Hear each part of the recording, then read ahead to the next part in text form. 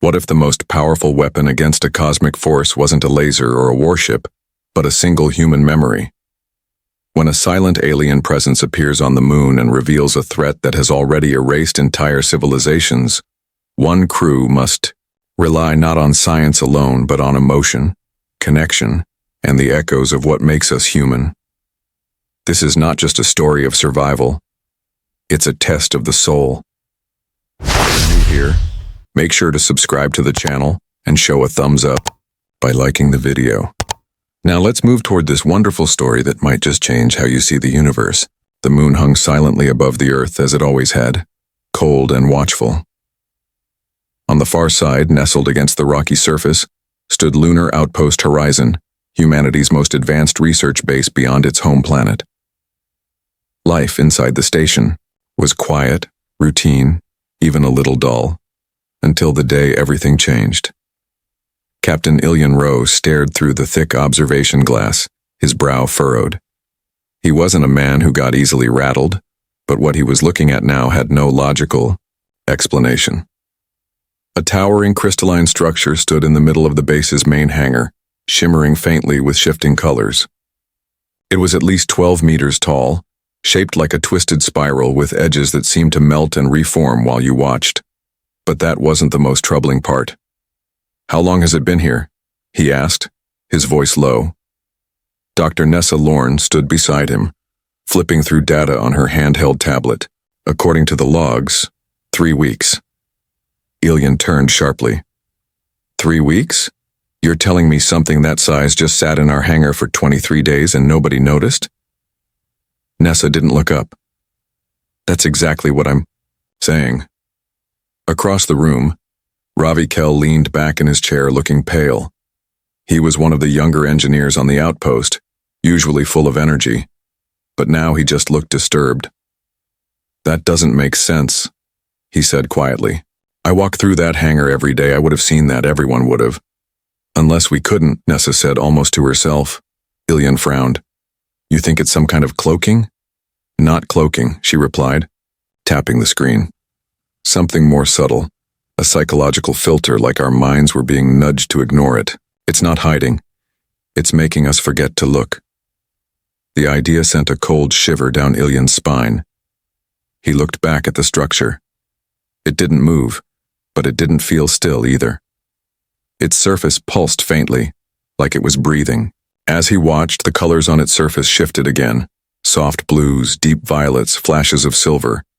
And then something strange happened. The patterns on the surface began to change, forming shapes, symbols, sequences. He couldn't understand them, but they felt deliberate, almost intelligent. Nessa leaned closer to the glass. "It's doing math," she whispered. "These look like prime numbers, geometric progressions. It's trying to talk." "We've tried communication?" Ilyan asked. "Every method we know," she replied. "Radio, infrared, binary pulses, no response, but it's clearly reacting to something."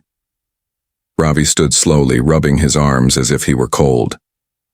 "I've been hearing something," he said, not out loud, in my head, like a humming. "Really? Faint, but constant. I thought it was just stress." Ilyan looked at him. "And you didn't mention this before?" "I thought I was losing it," Ravi admitted. "You might not be," Nessa said.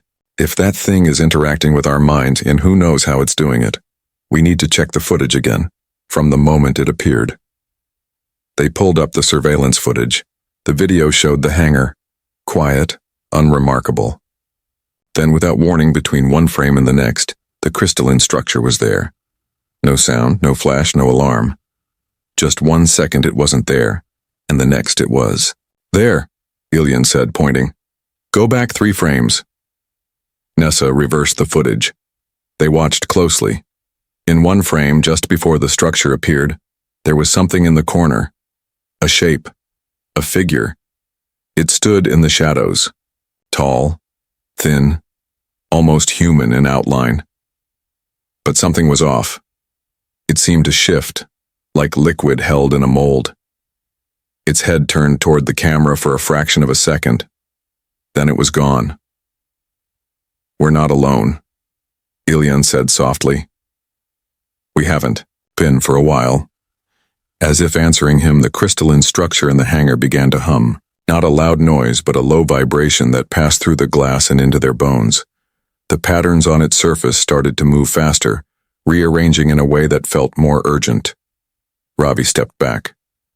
"It hears us," he said. "It's listening." Nessa watched the surface of the structure as the patterns shifted again. "These look like, star maps, but they're not from any system I recognize." The room fell silent as the realization sank in. This was no ordinary contact, no textbook scenario, no friendly handshake across the stars. This was something more complex and more personal. The visitors hadn't just shown up, they'd been watching, waiting, studying. For how long they couldn't say. Ilian felt a weight settle on his chest. All his training, all the simulations, had prepared him for many things. But not this. Not something that could rewrite perception itself. Not something that slipped into their world without a sound and began a conversation they didn't understand. He took a deep breath and looked at his team. "We need answers," he said. "Real ones. And fast." But deep down, a voice whispered that the answers were already coming, and that nothing would ever be the same again. Night on the lunar base felt different now. Ever since the crystal appeared, silence no longer brought comfort. It carried weight, like the air itself had. Learn to watch. Captain Ilian Rowe walked the narrow corridors with measured steps, not out of fear but out of caution. Every corner, every surface felt like it might suddenly shift. He couldn't shake the feeling that the structure wasn't just waiting, it was watching. Inside the observation room, the crystal loomed in the center of the hangar, glowing faintly. Its surface was never still. Patterns of light twisted and danced across it like a living tapestry. They weren't random. Ilian had spent hours watching them, and he was convinced the shapes held meaning. But whatever language the thing spoke, it was still just out of reach. Dr. Nessa Lorne was already there, sitting cross-legged on the floor with papers, tablets, and data logs scattered around her. Her eyes were tired but focused. "It's doing it again," she said without looking up. "The surface patterns. They've started repeating." Ilian joined her, watching the crystal through the glass. "Repeating how?" "Not exactly the same," she said, "but close, like it's practicing, like it's trying to learn how to speak to us. Or teaching us," Ilian said. "One shape at a time." They weren't alone. Toma Reyes, a psychologist recently assigned to the outpost, had joined the team to monitor the mental health of the crew. But lately, she was more interested in the strange dreams everyone had been reporting. "I've collected over 30 sleep logs," Toma said as she entered. "The patterns are clear. Most of the crew is dreaming about symbols, about shapes that shift, sometimes about voices without sound." "Same shapes as the crystal?" Ilian asked. "Very similar," Toma replied. "It's like it's sending ideas into our minds while we sleep. It's not just watching, it's communicating." "Through dreams?" Nessa asked, eyebrows raised. "Through dreams, thoughts, maybe emotions," Toma said. "Whatever this thing is, it's more advanced than anything we've imagined. And it doesn't just want to be seen. It wants to be understood." Ilian folded his arms. "Then why not just speak plainly?" "Maybe it can't," Toma said. "Or maybe it's trying to meet us halfway." Suddenly, a low hum filled the room. They all froze. It was the same sound Ravi had described earlier. Low, steady, and just barely within hearing range. Only this time, it was louder. The crystal's glow brightened and the patterns on its surface spun faster. Then, like a curtain being drawn back, the entire structure turned transparent. For a moment, none of them spoke. Inside the crystal, a room could be seen. A space not made of glass or metal, but something unfamiliar. Something alive. The walls pulsed with light. And within the room stood 3 figures. They were tall, slender, and almost graceful in their stillness. Their skin shimmered like liquid metal, flowing smoothly with every movement. Their heads were smooth and elongated, and instead of eyes, each one had a collection of shifting geometric shapes that moved in patterns, pulsing, rotating, shimmering. Ilian stepped closer to the glass. One of the beings turned, as if sensing him, and walked toward the edge of the crystal. It raised a hand long and smooth and placed it against the inner wall. Then it happened. A voice entered their minds, not loud, not sharp, but calm, steady, and strangely comforting. It wasn't heard with ears but felt with thought. "Captain Ilian Rowe," the voice said. "We mean no harm. We have watched quietly, waiting until you were ready." Everyone in the room went still. Ilian swallowed hard. "Who are you?" he asked, his voice almost a whisper. "We are the Eliari," the voice replied. "We observe life across the stars. We do not interfere without purpose." Nessa stepped forward. "Why now? Why reveal yourselves?" There was a pause, and then the voice returned. "Because now we need your help." A heavy silence followed. Ilian's instincts kicked in. "Help with what?" The Eliari's glowing shapes shifted rapidly like a storm of symbols. Then the voice spoke again. "There is something coming. A force that moves through galaxies and leaves nothing behind. 12 civilizations have already fallen. Not by war, not by weapon, but by silence. We call it the Hollow Current." "The Hollow Current?" Toma asked, stunned. "What is it?" "We do not know," the Eliari replied. "We only know it consumes. Not just matter, but thought, memory, self. And we believe your kind may hold the key to resisting it." "Why us?" Ilian asked. "We're far from the most advanced." "True," the Eliari answered. "But you are different. You are chaotic, creative, emotional. Where others found only logic, you build stories, you imagine, you dream." The light inside the crystal dimmed slightly, and the three figures stepped back. "Prepare," the voice said. "We have much to share, and little time." Then the crystal faded back to its solid form, hiding the room and the Eliari once again. Ilian turned to his team, face pale but determined. "We've been chosen," he said. "Not because we're ready, but because we're needed." And with that, the silent arrival was over. The real contact had begun. The days that followed felt like stepping into another world. The crystalline structure, which once seemed silent and mysterious, now pulsed gently with life. It no longer just glowed, it responded. When someone entered the observation room, it would shift slightly, like it was acknowledging their presence. The Eliari didn't show themselves again immediately, but the crew knew they were still inside, watching and listening. Lunar Outpost. Horizon, once a quiet scientific station, had become something else entirely. It was now the heart of an unlikely alliance. Captain Ilian Rowe and his team found themselves working side by side with an alien intelligence far beyond anything humanity had encountered before. But even with the Eliari's guidance, no one fully understood what they were preparing for. The crew was focused, yet tense. The threat of the hollow current lingered like a shadow just beyond the edge of their thoughts. No one had seen it. No one knew exactly how it worked. All they knew was that it consumed 12 civilizations, advanced, ancient, powerful, gone. The Eliari showed them remnants, places where entire planets had turned dark, where signals simply vanished, where time seemed to stop. And yet, through it all, one thing stood out. The Eliari believed that humans had something the others did not. Dr. Nessa Lorne had taken charge of cultural exchange. She spent hours each day teaching the Eliari about Earth. Not just technology or language, but music, history, and human emotion.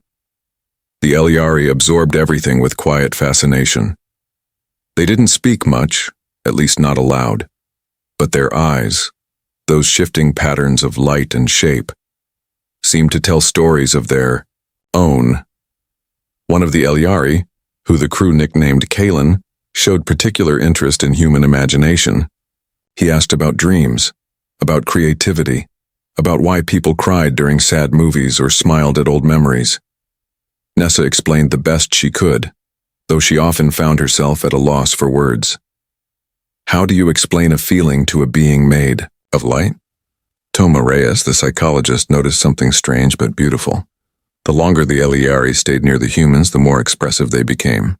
Their patterns began to mirror human emotions, soft waves during calm conversations, sharp pulses when someone was angry or afraid. It was as if they were learning to feel, or maybe remembering how.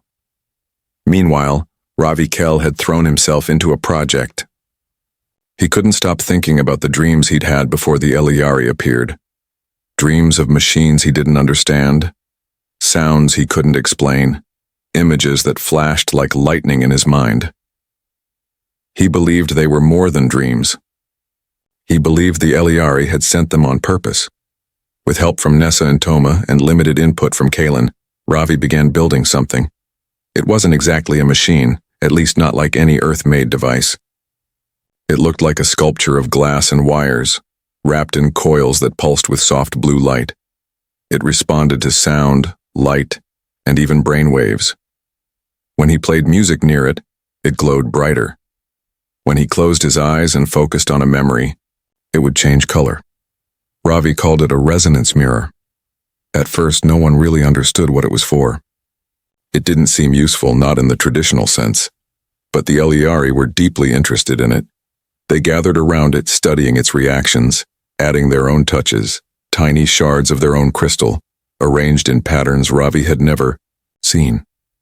Slowly, the mirror began to react not just to one person's thoughts, but to a group's.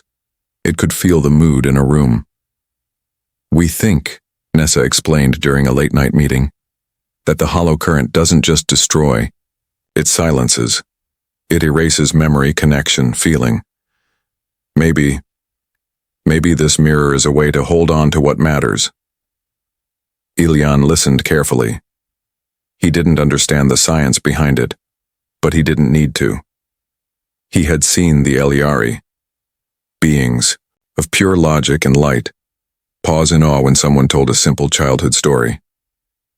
He had seen one of them ripple with something that looked like joy when Ravi played an old Earth song on his tablet. If emotion and connection were what the hollow current couldn't understand, then maybe, just maybe, they were humanity's best weapon. Preparations continued, though none of them knew exactly what would come next. Each day, the resonance mirror grew more complex. It began to project light patterns that matched the Eliari's communication. It pulsed in time with heartbeats, hummed in harmony with voices, and responded to moments of strong feeling. Laughter, grief, hope. They all left traces in the mirror. One evening, as the Earth hung low on the horizon and the stars blinked across the sky, Ravi stood before the structure with Kalen beside him. He touched the mirror and said, "What happens when the hollow current gets here?" Kalen's patterns shifted slowly. "We don't know," he answered quietly. "But if your emotions can shine brighter than its silence, we may have a chance." And so, on a quiet, moonlit outpost far from home, humanity and the Eliari worked together, not to fight with weapons, but with something deeper. Connection, memory, story, and the hope that even in the face of darkness, something bright could survive. The warning came without sound, no alarm, no vibration, just stillness. An unnatural silence spread across lunar outpost horizon like a blanket smothering all sound and movement. Captain Ilian Rowe was in the command center when it began. At first he thought it was a system glitch. The monitors froze, the lights dimmed, and the usual background hum of machinery faded. Then he realized the silence wasn't just around him.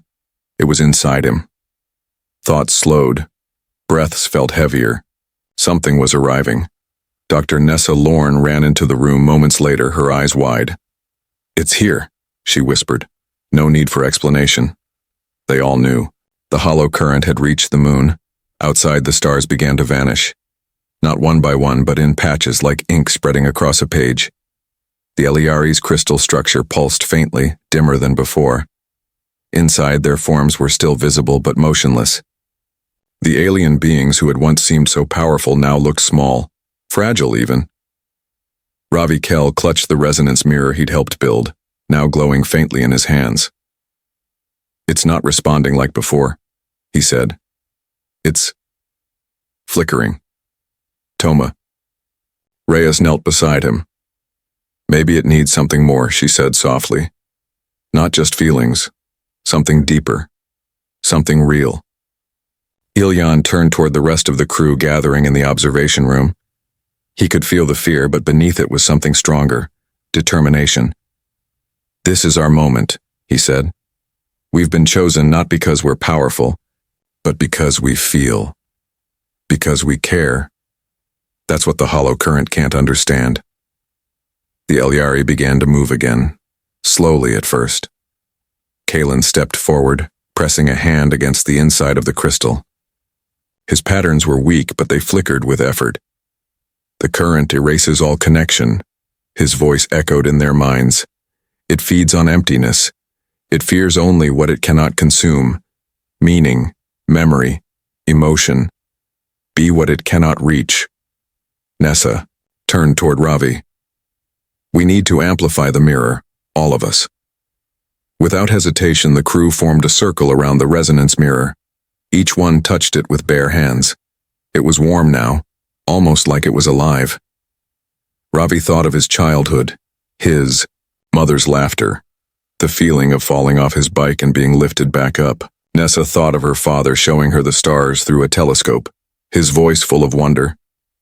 Ilyan remembered the day he held his daughter for the first time, the tiny heartbeat against his chest. Toma thought of her brother's old guitar, and the songs they sang during power outages as kids. As each memory passed through them, the mirror pulsed brighter.